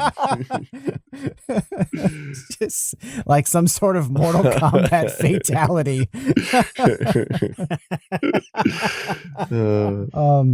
Do you actually eat kangaroo steak? Yeah. Is that a yeah, thing? we do quite regularly. I like it a lot in my family because the kangaroo in our area, they're culled because they're considered pests, and then some of them are sold off as meat. So it's like you're eating like waste product, which is nice, and it's quite cheap. It's delicious, as opposed to cows, which, you know, you have to cut down so many trees for, and it's 3 times as expensive. Where kangaroos live here and they're cheap. So it's in every supermarket, but it's not that common. Like everyone's tried it, but it's not a regular dish. Yeah. Okay. The very first seller I saved on eBay was a distributor of kangaroo hides. And yeah, his name is Amazing Oz. And that's literally the only item he sells is chrome tanned kangaroo Have you tried hides. This is like, yeah. No, I got one. I have one upstairs in front of a reclining chair. I have the not the steaks, the hide. just the hides. Oh, I like the fur. The fur. Yeah, but I mean, hey, once if you're going to take the meat out, you're going to be left with the hide. You can sell it to some guy overseas. But yeah, they just tan the hides from the coals and make something useful out of them. So yeah, I just popped the link in the episode chat if anybody's interested in a white chrome tanned kangaroo. Wait, so what do you do with your kangaroo hide? You just drape it over a chair? It's like a little area rug. Oh, it's a rug. Yeah, I have draped it over the chair, but my cat used to scratch it up a whole lot, and at a certain point, it's like, no, I'll put this on the floor. When I did that, he stopped scratching it. So I don't know. I guess can you vacuum an animal hide? Yeah, I mean, they're pretty hardy. Okay. You know, it's pretty close to cow leather, which is really thick. You know. Yeah. But no, it's not nearly as thick or as thin as you might think. I mean, how is the meat in terms of texture? What's it compared to most? I would say it's very similar to lamb. It tastes quite a lot like lamb. It's more like do you know that irony taste that you get with like really gamey animals? It's quite heavy on that. Yeah. It does get really stinky if you don't have it fresh. So it's like sometimes you buy it from the supermarket and it's like a big buck, you know, and it's like that. It's a stinky meat. But if it's like fresh, it's absolutely delicious. It's really nice. It's really. What about burgers? Do you have a kangaroo burger? Maybe there's not much fat content, so it's really low in fat. It'd be pretty lean. Well, they make bison burgers though, and those are Is really that similar lean. to maybe Right. You probably could. The thing is, we should be eating it. It's so stupid. Like in Australia, we will literally cut down trees and forest where there's hundreds of thousands of kangaroos, and then clear it for grass to cows to go on, for them to go on, which destroys the ecosystem. And then it's like another process, and then you have to buy them food when there's just kangaroos sitting there that you could eat. It's like, it's so strange. Yeah, but the caloric value of a cow has to be exponentially higher than a kangaroo. Maybe. You know what I mean? But in terms... It has to be. Cows are freaking huge. You're right in the total value of the cow, big, definitely. But if you count all the food you have to buy to give to the cow to give it to that size, compared to what you have to give to a kangaroo and the time and the cost. Yeah. Yeah. The yield on a kangaroo appears to be about 50%. So I don't know if that's a lot. Reasonably high. I mean, half of the weight of a kangaroo is going to be edible meat. That seems pretty good. I'm happy. What's a cow? That's got to be higher than that. You eat like all of a cow. They're so friggin' massive. big, though. Let's see. It says 55 to 75%, but that's a structural thing. You know, they're like freight cars. And they're just huge. It's that big ass, that big ass of the cow. Yeah. One strength that the cows really have, though, is a tremendous variety of cuts. And the smaller the animal, you lose some of those. And I don't know, there must be some kind of tenderloin thing for a kangaroo, but I don't know how many cuts are in a cow, but it's like 30. Oh, it's a lot. Do you know what the speciality of a kangaroo is? That you get 2 kangaroos for one. There's one in the pouch. So there you go. You could get, if it was on the market, you could have, like what's the American thing? The turducken, a turkey stuffed chicken in a duck. Turducken. Yeah, this is like the Australian version of that. A Joey inside its mother. It's beautiful. We talked about this in the context of a turducken, about taking 3 marsupials so that they were inserted like pouch into pouch into pouch. Don't you remember that, Kevin? Yeah. It wasn't that long ago. No. It was like a month ago. I don't remember how we got on that. But I mean, the fact that we're on like butchering at this point of this episode, I think is a pretty good sign. Is this what usually happens when you guys end up talking about meat? Well, no. But something.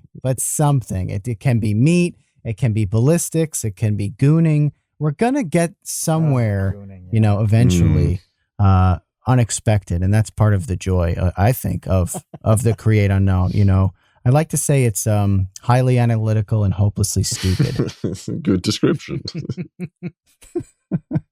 Real quick, speaking of hopelessly stupid, before we go to our questions, I want to talk about koalas, which are hopelessly stupid animals that have literally smooth brains, eat like poison leaves all day and do nothing but sleep and eat poison leaves all day and have no thoughts and an empty, smooth brain. Jealous. Matt loves these creatures. I want to know how they have survived being so dumb and so lazy and such a stupid diet. I think that's what I want to know. The answer is with the help of the government protecting them, because is that what it is? But they're actually not doing a good job recently. We've had it keeps happening. Like you'll just hear the last koala colony. I think there's only one left actually in Sydney, in Western Sydney, and that's quite protected. But there's like a bunch of houses infringing on that now. But they are so stupid. I've seen them a couple of times in the wild. Do you know they all have chlamydia? So yeah. Oh, I forgot to mention that on my bullet point checklist of why koalas are so stupid. They all have chlamydia, and they're so dumb. Like I'll see them. Why though? Why do they all have chlamydia? I don't. understand. I don't actually know either. It's one of the diseases they have. It's weird. It might be and maybe it's something because we had there's this disease going around that kills all the Tasmanian devils. So it might be a similar thing because I think they scratch and fight each other a lot. So it's probably that they're transmitting it. It's hard too because they're so insular, like literally being on an island and not being in a lot of different places. Yeah. I think that's hard genetically. Like when there's the slightest bit of a problem, the entire 100% of the community of that thing is dealing with the problem. That's really tough. I think I'm no expert in biodiversity and anything like that, but the Tasmanian devil example is a pretty good one. It was like that with, like you see it in plants. Dutch elm disease was a big deal in this region, and just wiped out elm trees in a massive area because they were kind of contained in that area. It happens. So no, they've had it rough. Kevin, I don't appreciate some of the things you've said about koalas. The facts? Exactly. You don't appreciate the facts? This is not slander. I have firsthand experience with a koala in that where was I? I was up the north coast of Australia near, do you know Byron Bay? It's like a hippie area, but I was near there and I was sitting under some trees camping with some mates, and a baby koala dropped out of the tree right next to me. And I didn't notice that it had dropped out of the tree until I felt something digging into my leg, like claws digging into my leg. And I looked down and there's a baby koala on my leg, but it was hurting me. It was like scratching me. So I start kicking. I start flinging my leg around, trying to get this koala off. Oh, and it started digging harder and harder and harder. And eventually it was just biting into my leg. And I was screaming, spinning around. And eventually the koala just flew off and flew. It sounds so bad, but flew off just 20 meters into the bushes.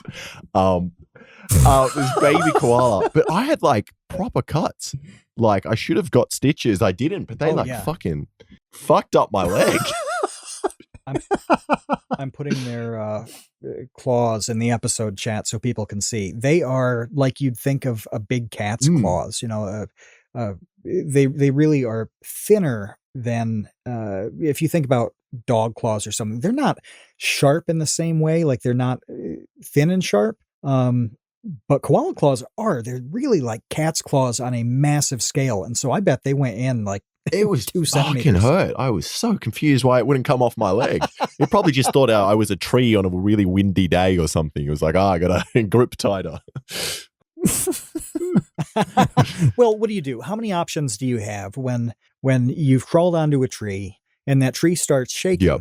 You would hang on and screaming. That's what and the did. tree starts screaming. Running. That's It would have been a very confusing time for that koala. Yeah, but see, this is why I brought up koalas, because all of a sudden we have a koala story of punting it like a football, across nature.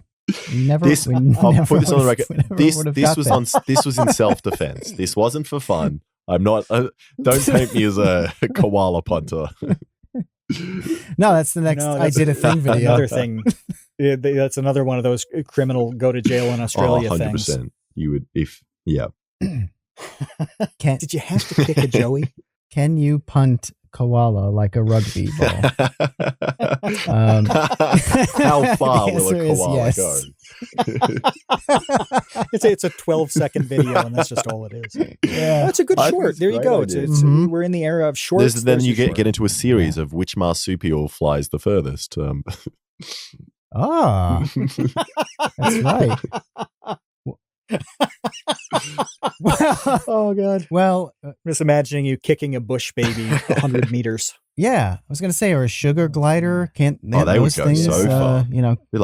They would go really far. Like a frisbee. That'd be amazing. T-shirt cannon, just stuff. Are t-shirt cannons illegal in Australia? So I have looked this up. You need a permit to use them, and it's for special reasons. So it's like if you're a nightclub or like an event, then you can get them. Look at this. Victoria Police banned t-shirt cannons. You are truly on a prison island. It's a prison island. You can't even shoot t-shirts into the public. Shoot clothing. Category E firearm. So I recently got the one thing we are allowed to get is paintball guns, but you need a paintball license to get them. So I recently got my my paintball license. So I'm very excited to hurt myself with that. I don't want to dwell on this too long, but I have to say this. So that category E firearm that a t-shirt cannon is in Victoria also includes shotguns, bazookas, and mortars. Oh, come on. So category E is not some like little designation. It's like, we don't really need to have this thing. No, it's like this is a weapon of war, the t-shirt cannon. Maybe something happened that we don't know about in Victoria that they're not revealing. It's a great t-shirt rebellion. Something happened. I The t-shirt would go overseas massacre. to fight for that. I would absolutely lend my aid, financial, physical, whatever it took. That's right. To get the t-shirt cannon back. It should be your crusade. I did it for a crusade. Maybe I'm missing out because I've never shot one. I've never been the victim of one either. So maybe I need to see what it feels like. What if you shot pants? What if you made like a pants? I think it'd be cannon? great if it shot and then you were wearing it. That would be fantastic. So from a distance, you just shoot a t-shirt onto a man's body. That would be fantastic. Like it opens up in the air and wraps around you. Perfect. Yeah, underwear cannon. All right, let's go to some of our patrons' questions. We got some questions from our patrons that Yep. We have a bit of a list here. Matt, you want to start rifling? You want to start t-shirt cannoning through those? I do. I just popped a video in the chat of Auburn's Gatling gun t-shirt cannon. This thing holds like 30. Does that use t-shirts. gunpowder as well? Incredible. It's got to be. It's got to be gas. It's got to be. I don't know though. I haven't looked into it. I just want to be shot by it. So the first one is from Maple, who wants to know what flavor of crayon tastes the best, because he's editing YouTube videos and has hit that stage where he's got to eat some crayons. I for me personally, orange, because it's the only one that has any resemblance of citrus flavor or fruity flavor. So I would throw out all the other ones, see if you can just buy only orange crayons. go with those. Box of They're just crayons, all it's one orange, so color. you can eat them. It's what I do.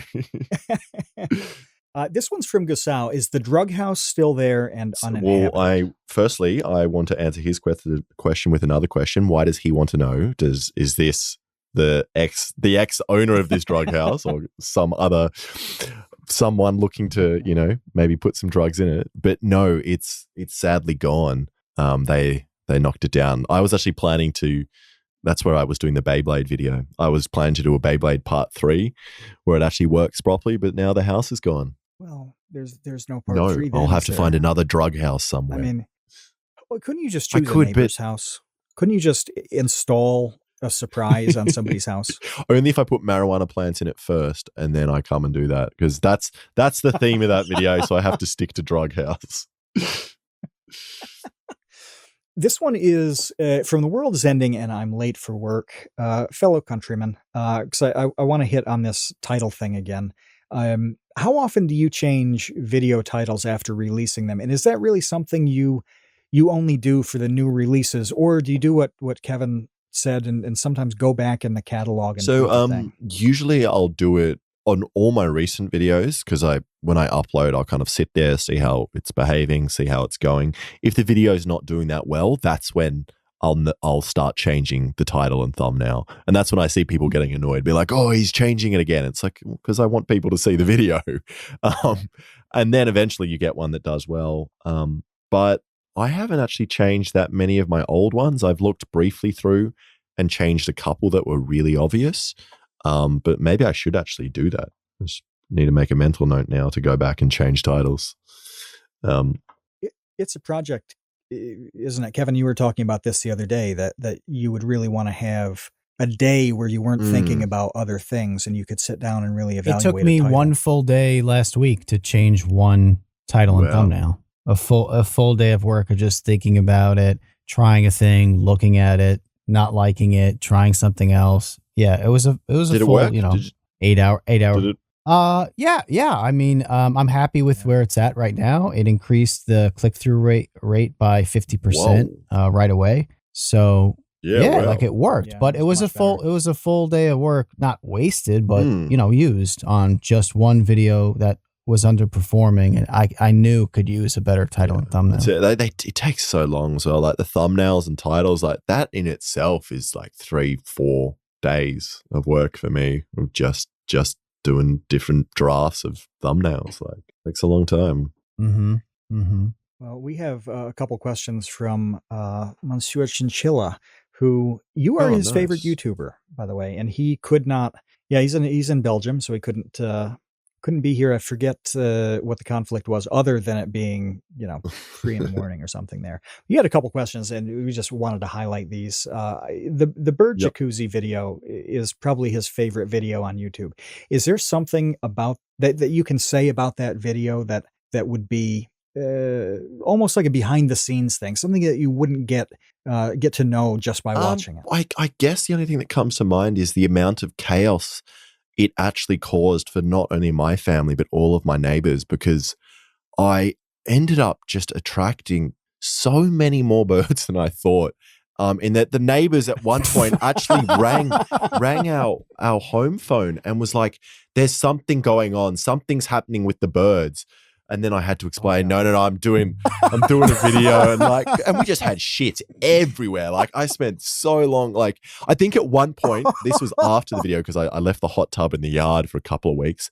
I think there was one point I probably had over 50 birds in the yard, including cockatoos, lorikeets, magpies, other ones I hadn't even seen before, just kinds of king parrots. But it was just ridiculous, how effective that was of a good bird bath. Birds love a good bath.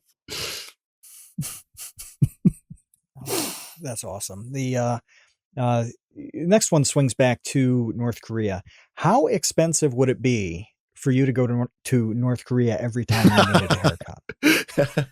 Well, I get my hair cut probably 4 times a year, and I think that trip, from memory, was very expensive because you can only enter the country through a government tour. I think we paid $3,000 or $4,000. So you're looking at $12,000 a year, not including air tickets there. So whatever that works out to be. But yeah, Oh, that's crazy. definitely more efficient ways to do it. Are there though? Seems like there's a certain charm in it. I mean, imagine telling people just oh god, it's Tuesday. On Thursday I gotta wake up early to get a haircut. I have to go to Pyongyang. Exactly. They It's just do it crazy. so well over there, and no hairdressers here compare. You guys just don't understand. To be fair, it was the best haircut I've ever had in my life. I've never had a haircut where they were that precise. They listened to exactly what I said, and they just did it perfectly. It's ruined every haircut since. Oh, it is amazing. W Quiz asks if you've ever been tempted to drink liquid metal. No, I've never considered it, but I think I'm going to write it down. So, thank you. Would something like colloidal silver qualify for that? Because people do drink it. I don't see why have you not. seen the guys who have like turned purple from drinking? I have colloidal seen silver? that. Have The you seen freaky that? looking guys, yeah. But technically, calcium is a metal. So when you're drinking milk, you're drinking a metal slurry, maybe. That's got to be That that's gotta qualifies. So I do it all the time.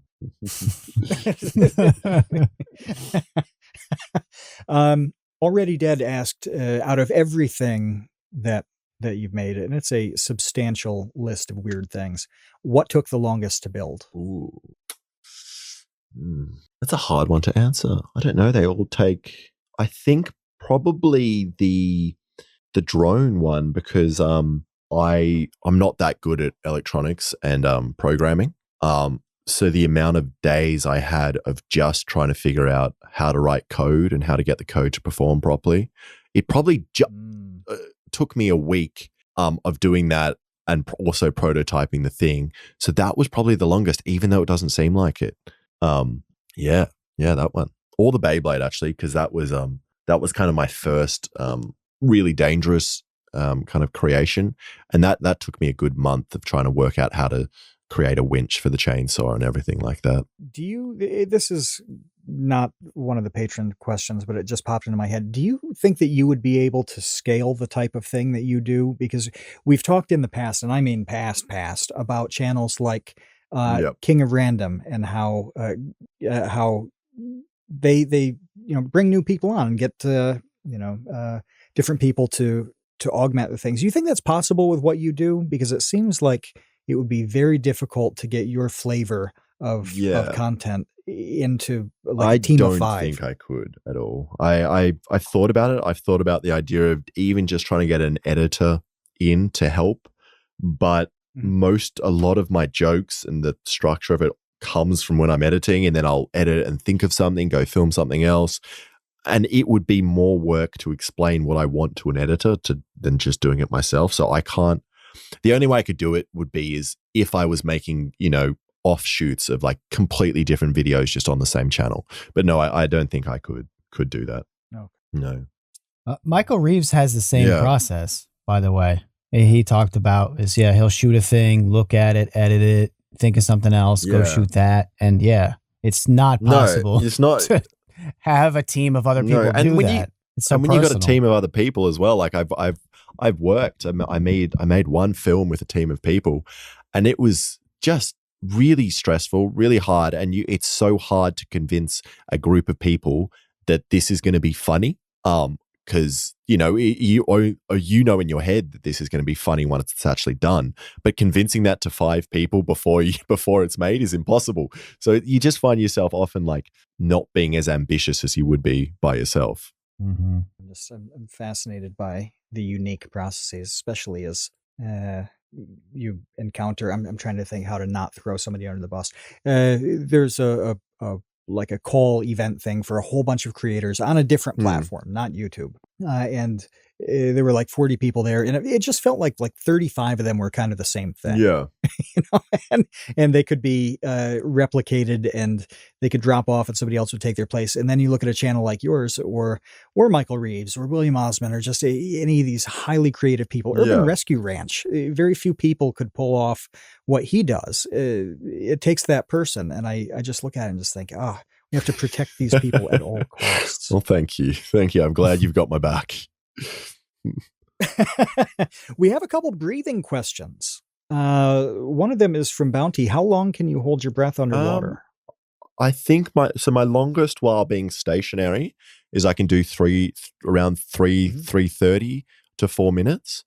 But while spearfishing, because I do quite a bit of spearfishing, spearfishing I like max I can do is nearly a minute, probably 45 to a minute is my max. Kevin, how long can you hold your breath underwater? I don't know, 4 seconds. I can't even swim. All right, here's a great like Kevin is a loser story. So when I was a kid, I went to this summer camp. Okay. For some reason, I guess, my mom just wanted to get rid of me for a summer. And so I was at this summer camp, and of course, it's on a lake. It's like every summer camp you ever saw a movie about or whatever. It's like that generic experience. Okay. And there was like a boating thing, like a canoeing element to this camp. Okay. So in order to be able to do the canoeing, you had to pass the swim exam. I was the only person in the entire camp that failed the swimming exam. The only person, the singular human being child that failed this swimming test and could not go canoeing at this camp. So I had to sit on the beach all day alone while everyone went canoeing. Did you drown or something? I'm not laughing at the story so much as laughing at you telling the story. I did nothing. I just played in the sand. I was alone on a lake beach, not even like an ocean beach, like a lake beach by myself, waiting for all of the kids who were having a great time canoeing to come back. Have you canoed in your life? Like, have you ever canoed? I have, yeah. It's okay. It's fine. It doesn't bring up past memories where you just get too frustrated. You're like, fuck this. I'm going to make sandcastles.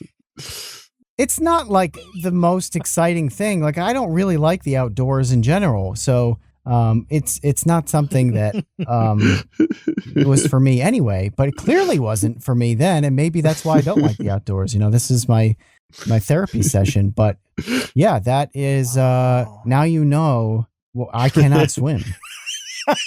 So the real answer, how long can you hold your breath underwater, is indefinitely, because you're just going to drown. I'll just die. Oh, wow. Impressive. Yeah. It'll be a watery grave. That'll be my ending. Oh my God.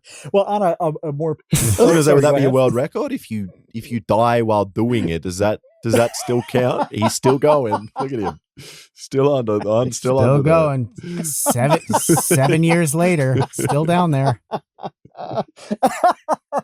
Well, a positive facet of this breathing bit. German asks, "Can you teach me circular breathing?" That's his question. But yeah, how hard I is can't do it. I've tried to learn on 2 separate occasions when I was. I think so. The indigenous people here, they've got didgeridoos and they will play those with circular breathing. So I've done lessons on that, and then I just could not do it.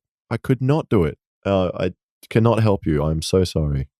I think it's like a weird thing where you bring it into your cheeks and then you're pushing it out with your cheeks while you're breathing in with your.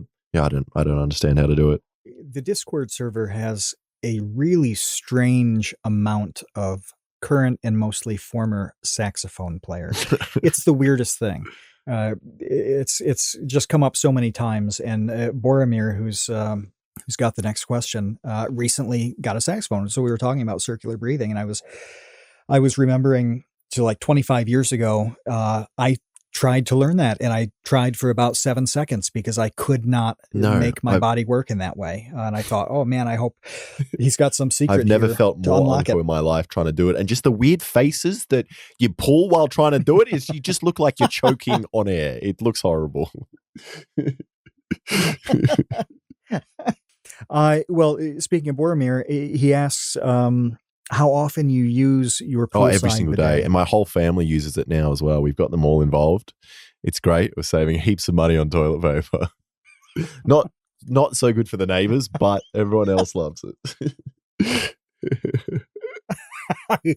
I don't know whether to take that response seriously, but I need take it however you pretend want. that it's true.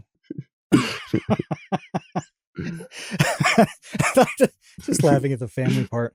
The last one we've got is from Bounty. What's your two-parter? What is your favorite video that you've ever made and why? And what is your least favorite video that you've ever made? I think my favorite video is the one where I made a spear gun out of trash, mostly because that was like the only video where it's like I start with nothing. I use trash to make a spear gun. Then I go away and then I catch some fish and then the end I eat them. And I just love that story of it where I was like, oh, this is a nice timeline of man makes things, gets to eat nice food in the end. And then I did get to do that in real life as well. So I just have very fond memories of that trip, and the holiday at which I took to go spearfishing was just really fun. It was just a beautiful place to snorkel and see animals, and it was just a great time. It's like Rust. There should be a video where you just get dropped somewhere nude and we see what you're able to do with no plans, no resources. I like this idea. I like that. I love that. It's an awesome idea. I would watch this show. That is a viable series. What's it called? It's called Naked and Afraid or something. That would be. Oh yeah, but they're like faking half of it. They've got people at the ready and all that. Real version of that, real. Naked in the bush with koalas with chlamydia. That's just amazing. Wait, who was the guy who it was like there was Bear Grylls who had like the whole crew, but then there was like a counterpart to him at the same time, like Nature Man or Wild Man or something. Do you know what I'm talking about? I can't think of his name. Maybe chat's got it. Yeah. Survivor Man? Les Stroud. Yeah, that was Stroud. Yes, Is that his name? Yeah, Les Stroud. Was he the legitimate guy? Yeah. Yeah, he was the legitimate guy. I'm almost positive that he would. I think he was alone, and he would set up the camera. He'd like stick it on a log or something, go do a thing, and then he'd have to come back to the camera on the log, pick it up, and then continue, on his journey. As opposed to Bear Grylls, which is more like a TV show, and there was like a crew, and they were like eating McDonald's in between takes. When I found out that as a kid, my heart, because I was I've never really been a fan of any celebrities, but Bear Grylls was the one that got me as a kid. Where I was like, he's fucking sick. And he had a book, and I read the book. And then when I found out that the majority of it is just fake and he stays at hotels, I was just like, this man is dead to me. And ever since then, I have never watched a Bear Grylls clip, and I can't stand him. Wow. Well, I wonder what he's up to now. I think he has more shows. Celebrity ones. He has. Oh yeah, it didn't affect him. I think he's still working and still making shows. Yeah. No, you gotta switch to Les Stroud, the Survivor Man. Yeah, he was real. It'd be so much work. I don't know if the payoff would be worth it on YouTube though, because I feel like that title of "I survived 24 hours on a deserted island" that's been done like 1,000 times. So even if you did it for real, no one would believe it was real. Yeah. Right. I think you'd have to do so. You know what would be good? Dropping you nude somewhere, just somewhere in the bush. You're dropped nude and you have a specific goal.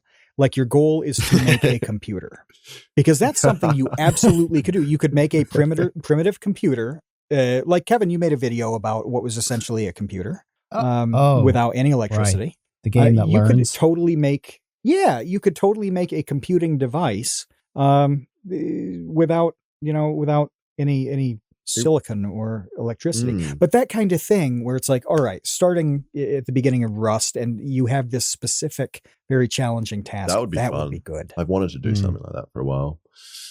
Yeah. What was the other part of the question? What was my least favorite? Yeah. I've got some which I like. A lot of the earlier ones where I wasn't really like, I would write my script and I'd write my jokes, and then a lot of them I didn't even find funny. I just kind of chucked them in there as I was like, oh, I just got to fill up the time. Like they're still funny, but they're not that good. So some of the earlier videos I don't particularly like that much. Oh, I've got one. I think it might still be up, but it's just called like, it's not even an I Did a Thing video. For some reason it's on the channel. It's called like Sydney's Lost Huts or something.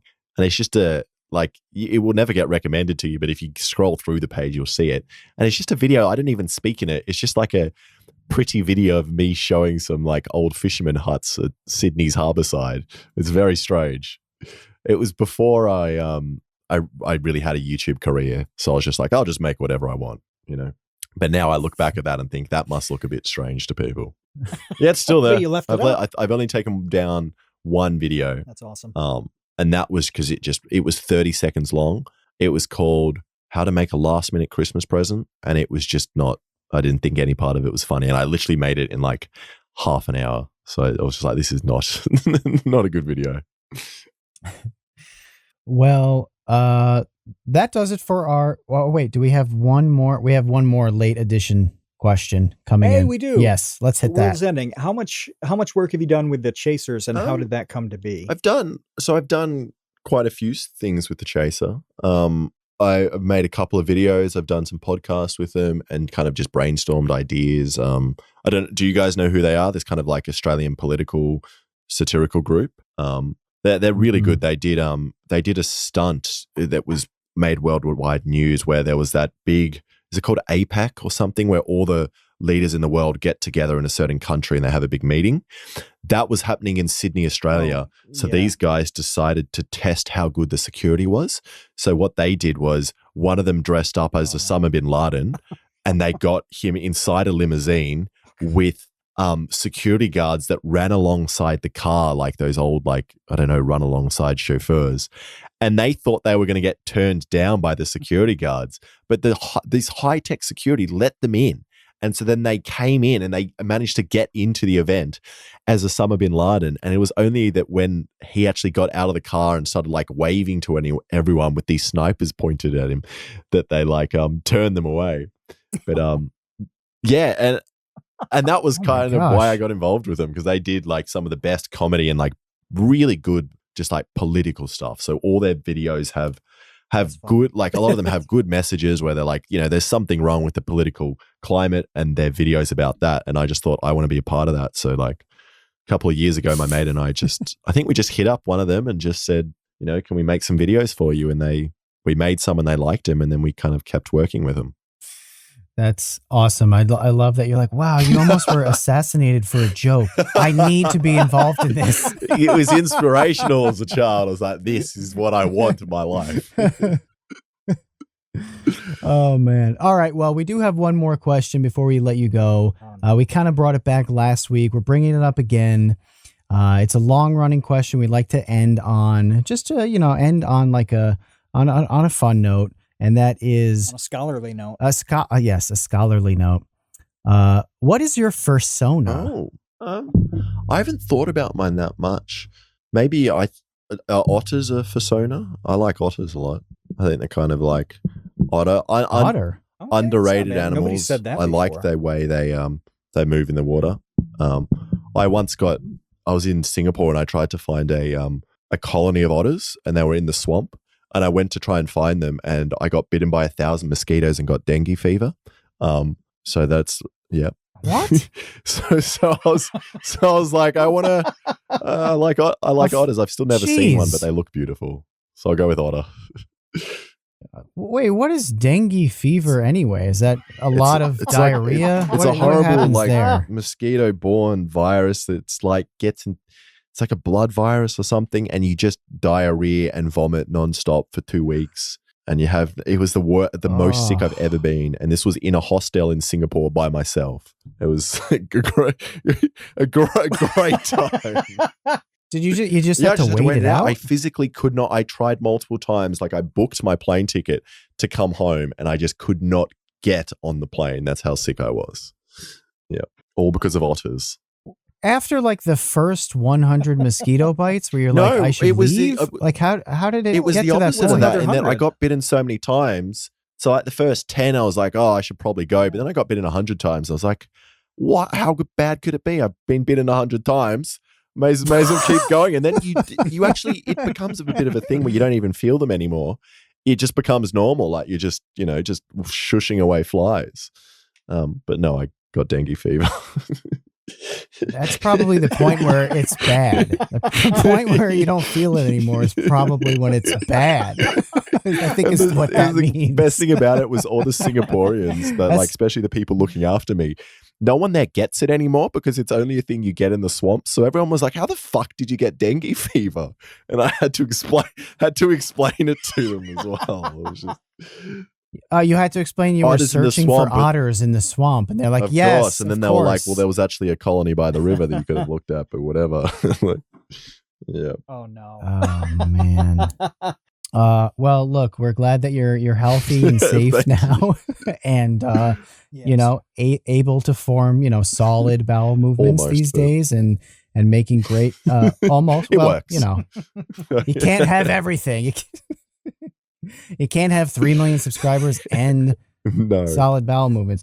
But yeah, no, this was great. Thank you so much for coming on. If anyone's listening and they haven't yet heard of or seen I Did a Thing, you're welcome. That's all I can say. It's just one of those recommendations that's a no-brainer. There's no ounce of my soul that thinks that you'll not be just maddeningly entertained by these videos. There's nothing not to like. They're clever. They're very funny. They're fast paced. They have unique, original, and strange ideas. They're shot well. Like I said, there's nothing not to like. So go check out I Did a Thing. Yeah, Thanks you for joining having me. us. Boy. And boy. Maybe just put that into You did YouTube. not Don't Google that. I don't know It's what will come bad. up. We should have thought that name out properly. Not good. Facebook actually categorizes us as porn. That's how bad it is. Oh my god. Oh my gosh. Oh no. All right. So just stick to YouTube on the boy. But yeah, thanks to all of our patrons for coming out. We're getting more and more support and more patrons every week. It is amazing. More and more people joining us every Tuesday here for these episodes, for these live recordings.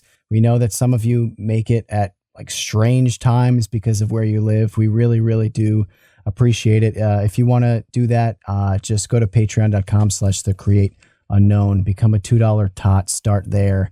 And who knows where you'll be after that. We will be back here next Tuesday for finally the return of Yes. Alternate History Hub. We're going to do it for real this time. It fell through with technical difficulties last time, but we have a Valentine's Day date. So get your heart-shaped chocolate boxes ready to learn about some fantastical history next Tuesday. We will see you then, but until then, we will see you, Space Cowboys. Thanks for listening to The Create Unknown. We make this show with the support of our patrons. 100% goes directly to keeping episodes going every week, and we've been shocked by all the new support this year. The world's ending and I'm late for work. Gib Tom, Sid Poke, Demetrius, Atrocious Guff. You guys really do make this show happen. Thank you to the Tots and Dumpster crew, old and new, who save tiny little lives every month. And thank you to our grizzled, battle-hardened child infantry. Jen Mefasanti, Kevin Menard, Mikhail Steinke, Risebread, Sean Malone, Triple Question Mark, Ryan, Kamikaze, Maria, Marco Sheep, Tom Videogre, Jeltsies, and Dan the Latch. And a tremendous shout out to our elite Baby Gang commanders, Linus and Trevstead, Boromir, Bot Dogs, Chinchilla, Isaac, Conrad, James, Andrew, Jeff Davis, Patrick Pister, Baseweight, Monahim, Dojangles, and Zero. You really are the elite.